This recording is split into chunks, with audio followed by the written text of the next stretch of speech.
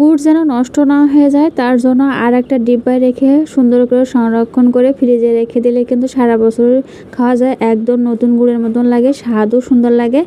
তো গুড়টা কিন্তু মাশাআল্লাহ অনেক সুন্দর ছিল, দেখে বুঝতে পারছেন একদম দানাওয়ালা গুড় খেজুরের। আর নতুন গুড় কিন্তু একদম অনেক মজা লাগে খেতে। আর এই যে আমি দুটো ডিব্বাই করে রেখে দেবো ফ্রিজে, আর এটা সারা বছর ধরে খাবো। হ্যালো গাইস, কি অবস্থা সবাই, কেমন আছেন? আলহামদুলিল্লাহ। তো গুড়টা দেখতে পাচ্ছেন অনেক দিন আগে মানে শীতের ভিতরে কিনে রাখছিলাম, 2 মাস আগে আর কি।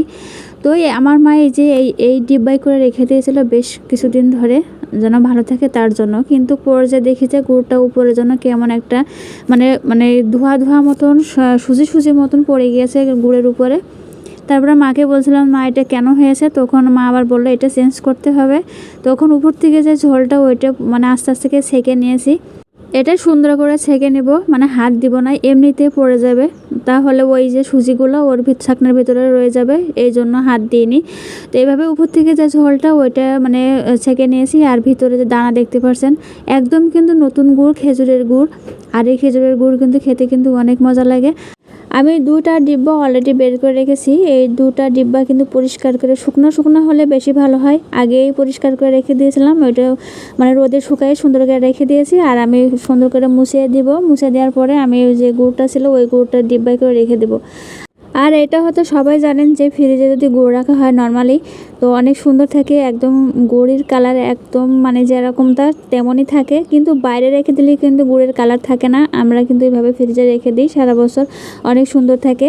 তো এই যে গুড়টা যে ডিব্বাই ছিল ওখান থেকে ঝোলটা উপর থেকে ছেঁকে নিয়েছি, আর যে নিচে দানা ছিল ওইটা কিন্তু অন্য ডিব্বায় রেখে দেবো।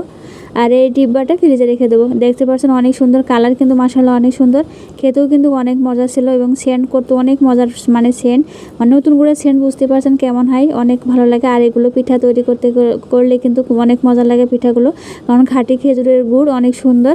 তো আমাদের এখানে কিন্তু অ্যাভেলেবেল গুড় পাওয়া যায়, আমরা সেখান থেকে কিনে নিয়েছি। আমাদের অবশ্যই কেউ কাটে না, তো আমাদের পাশে যে আছে যারা তারা কাটে, সেখান থেকে আমরা এই গুড় কিনে নিয়ে আসছি।